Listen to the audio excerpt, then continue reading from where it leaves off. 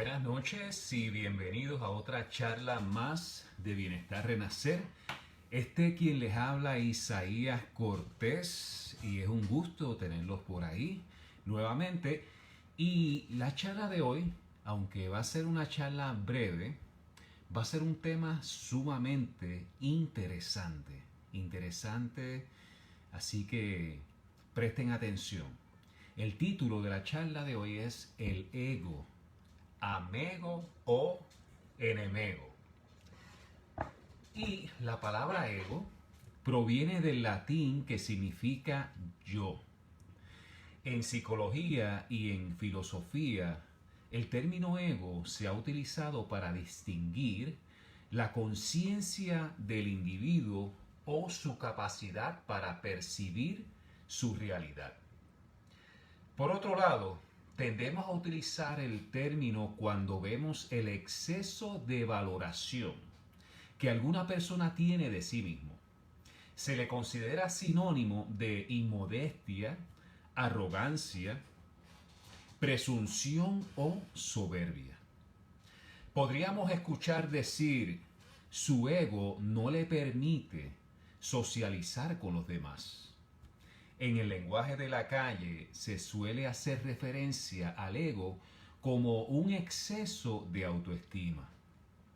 Cuando alguien tiene su ego elevado, tiende a mostrar comportamientos de una persona egoísta. No solo tiene un amor excesivo por su propia persona, sino que además solo está pendiente de su propio interés sin tener en cuenta el de las demás personas que les rodean. Regresando al origen y definición del ego, para la psicología, el ego es una instancia psíquica en donde la persona se reconoce como yo y empieza a ser consciente de su propia identidad. El psicólogo americano Abraham Maslow fue muy conocido por haber creado su teoría de la jerarquía de necesidades del ser humano. En esta él muestra las necesidades básicas del ser humano en orden de prioridad, comenzando con las necesidades fisiológicas como comer, dormir, y luego le sigue la necesidad de seguridad, de tener un techo, un lugar donde protegerse y sentirse seguro. Luego le sigue la necesidad social. Luego le sigue la estima y la necesidad de autorrealización. Cuando habla de la necesidad social, se refiere a la necesidad de sentirse que existe, que está presente y que pertenece al lugar en donde se encuentra. Cuando habla de la necesidad de estima, se refiere a la necesidad de sentirse escuchado, respetado y considerado. Si estas dos necesidades no son atendidas desde que somos niños, y estamos hablando de la necesidad social y la de la estima, el individuo, en su naturaleza de sobrevivir, podría procurar llenarlas a como dé lugar. Una persona que muestra un ego inflado, en realidad es que tiene su ego lastimado o su estima baja. Por lo tanto, procura mostrarse superior a los demás. Hará todo lo posible por demostrarle a los que le rodean lo importante que es. Procura captar la atención de todos y su foco estará centrado en sí mismo. Esta conducta proviene de nuestro instinto de supervivencia, que proviene más bien de una porción de nuestro cerebro conocido como el cerebro reptil. Una persona que no ha repasado o trabajado con su yo, con su yo interior o su identidad propia, podría tener una sensación de insuficiencia interna en el aspecto de su estima y por ende su ego se podría ver lastimado. Cuando trabajamos con nuestra identidad, estamos repasando nuestros atributos, nuestras virtudes y nuestras áreas para mejorar. De ahí en adelante, asumimos responsabilidad para continuar trabajando en nosotros con la intención de ser un mejor ser humano y ente social. Ahora, les voy a compartir algunos comportamientos característicos que pudiéramos ver en estas personas. Vamos a ver, el primero, el sabelotodo. Siempre cree tener la razón. Siempre está dando opiniones o consejos acerca de todo. Siempre contesta aunque no sepa la respuesta. Cree tener contestación a todo, pues no se puede quedar callado. Vamos al número 2. El insaciable.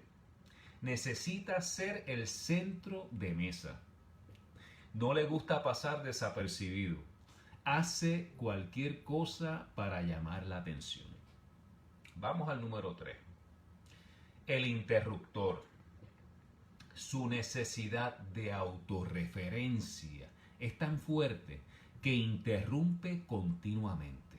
Nunca deja que los demás terminen de hablar. El 4. El envidioso. No soporta los triunfos y éxitos de otros.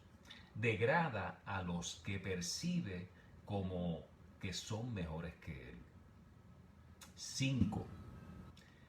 El prestigioso.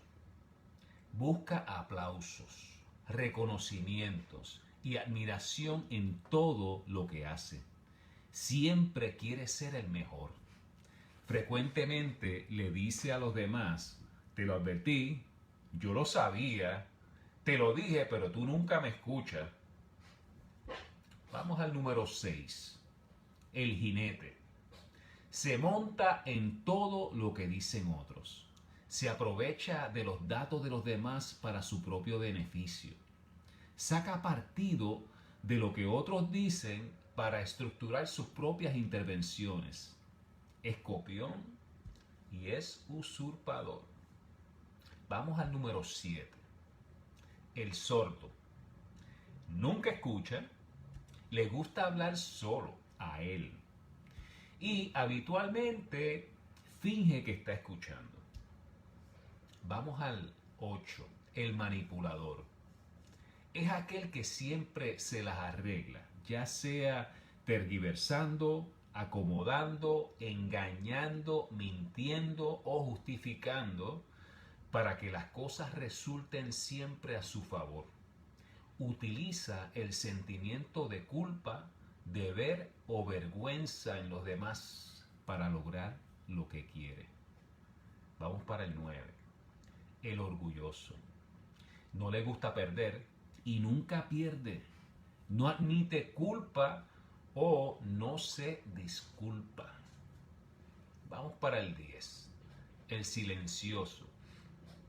El que calladamente mantiene un discurso paralelo en su mente mientras otros hablan. Es criticón, hipócrita y enjuiciador. Los comportamientos que acabamos de mencionar tienen un efecto devastador en la interacción con otras personas y o con la sociedad. ¿Quién se siente a gusto compartiendo con alguien que posea todas o varias de las características mencionadas? Lo que suele ocurrir es que evitamos interactuar con personas así. Las relaciones entre miembros de familia, amistades y lugar de trabajo se ven afectadas.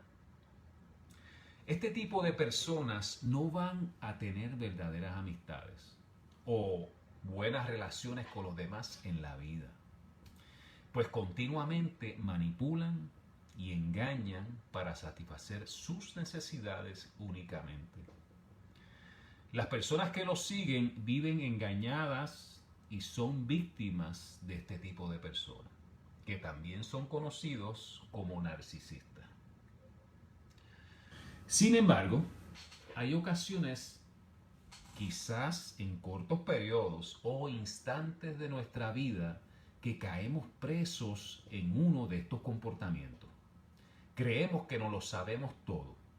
Queremos ser el centro de atención. Interrumpimos a los demás mientras hablan.